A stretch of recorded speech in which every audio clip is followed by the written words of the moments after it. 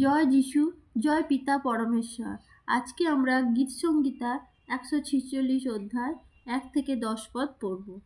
তোমরা সদাপ্রভুর প্রশংসা করো, হে আমার প্রাণ, সদাপ্রভুর প্রশংসা করো। আমি যাবজ্জীবন সদাপ্রভুর প্রশংসা করিব। আমি যতকাল বাঁচিয়া থাকি আমার ঈশ্বরের প্রশংসা গান করিব।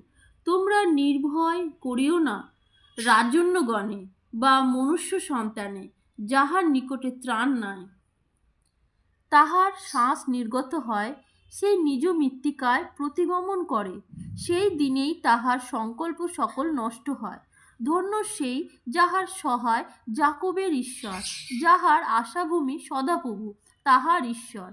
তিনি নির্মাণ করিয়াছেন আকাশমণ্ডল ও পৃথিবী, সমুদ্র ও তাহার মধ্যে যাহা কিছু আছে। তিনি অনন্তকাল সত্য পালন করেন।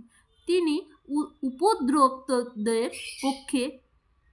উপদ্রুতদের পক্ষে ন্যায় বিচার করেন। তিনি ক্ষুধিতদিগকে খাদ্য দান করেন।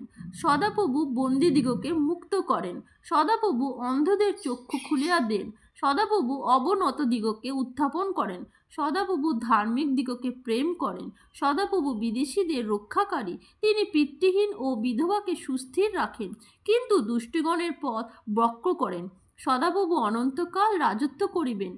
তোমার ঈশ্বর, হে সিয়ন, পুরুষে পুরুষে করিবেন। তোমার সদাপ্রভুর প্রশংসা করো। তোমরা সদাপ্রভুর প্রশংসা করো। আমিন।